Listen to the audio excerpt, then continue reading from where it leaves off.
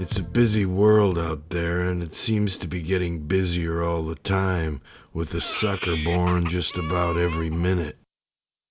Do you want to buy a car? There's one to fit every personality and lifestyle just waiting for you at one of the many car lots near the very place where you live. You don't even need cash, and naturally it's preferable to the bankers and financiers that you borrow the money.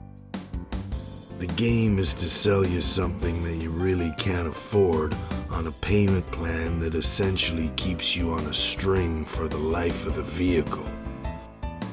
This, of course, provides you with the incentive to attend the mindless job required to make the payments. When the car is trash, the cycle begins again. A brilliant scheme that most don't recognize when caught up in this keeping up with the Joneses mentality. Yeah, my favorite car was 78 Mustang 2, V8 302 with headers and dual exhaust. Got a loan from my grandma, paid it off. Still got it. It's in the storage unit now though, so I think the storage bill is more than the car's worth. But I still got it. When you look down on any city or town, it's obvious that they were designed for the automobile. It's almost like the roads are veins and arteries, while the little vehicles rush around like blood cells, feeding the machine that we call civilization.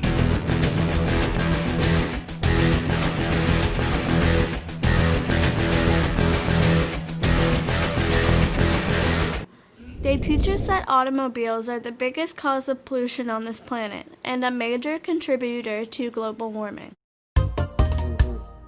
If you buy the old Club of Rome stuff that blames us for heating up the world with our machines, then maybe the personal vehicle is on its way out. It could be that our controllers have grown weary of us cluttering up the roadways and simply want to put us back on the bus and rail car. What if peak oil is just a scam to keep the cost of gasoline high? They could easily price us right out of the market, couldn't they? It could be that our global warming is just an excuse the opportunists are using to explain something that our electric sun does naturally, and that's heat up the solar system.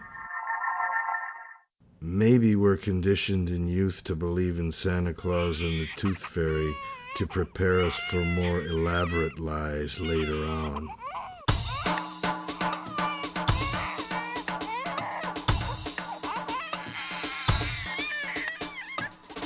Look around, all you see are snakes. They're slipping out the bag and eating off your plate. They're sucking on your blood and they're drinking your wine. They're gonna leave you with the suckers hanging on the vine. Go to the bank to sign your life away. They want to keep you working till your dying day. They own your house, they own your car. They're gonna own your bones when you're lying in the graveyard.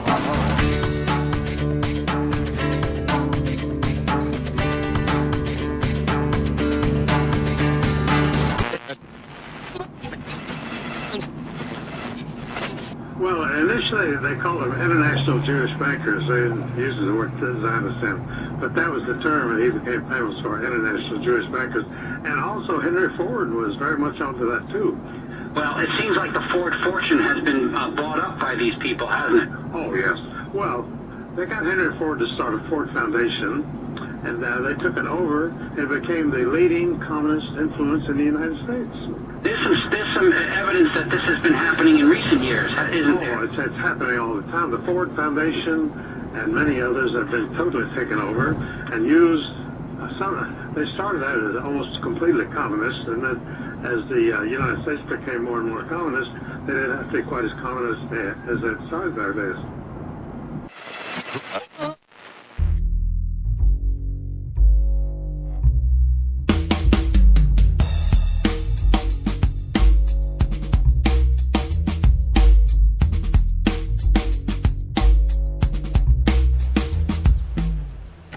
kind of headed up to here and a little bit more up to here with vehicles these days.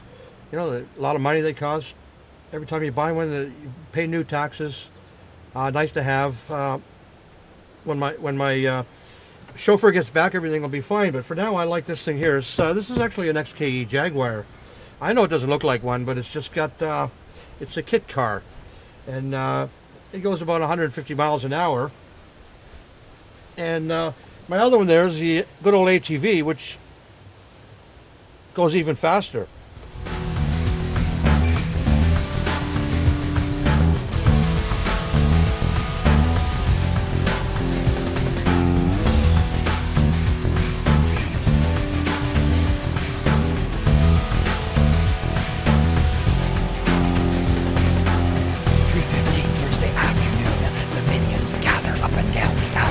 Shoulder to shoulder just to catch a glimpse of one of history's greatest pimps.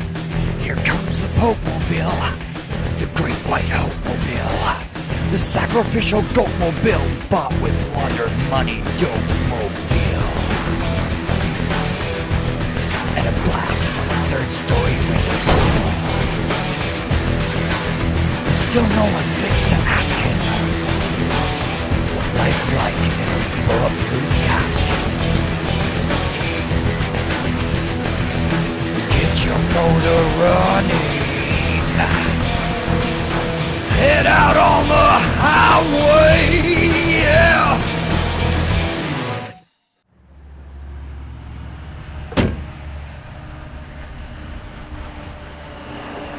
Come on, baby. What's wrong with you?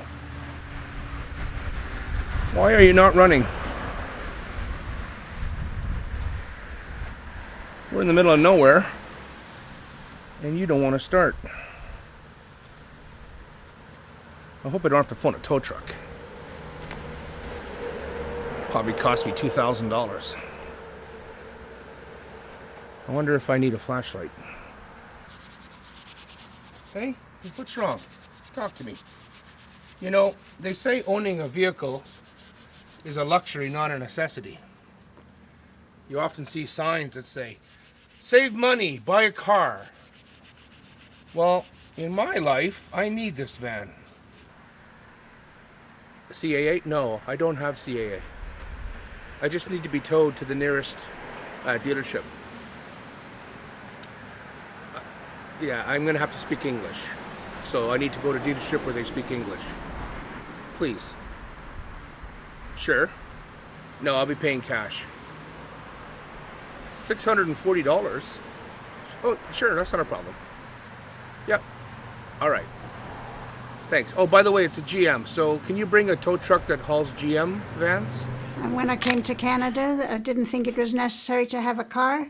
And as my husband didn't drive, we moved to be close to the subway, and we both worked downtown. So the subway was a night. Well, we had no parking spots anyway because we were regular workers. It was only management that was allowed a parking spot, so we couldn't even afford one. I'll bet that when Henry Ford started to mass produce the automobile, somebody pointed out that now man will be able to save time traveling from place to place, freeing him up to do what he really wanted.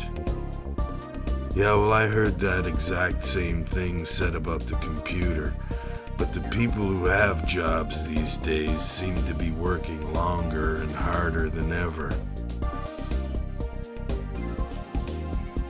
Henry wanted to make them all the same so that everybody could afford one.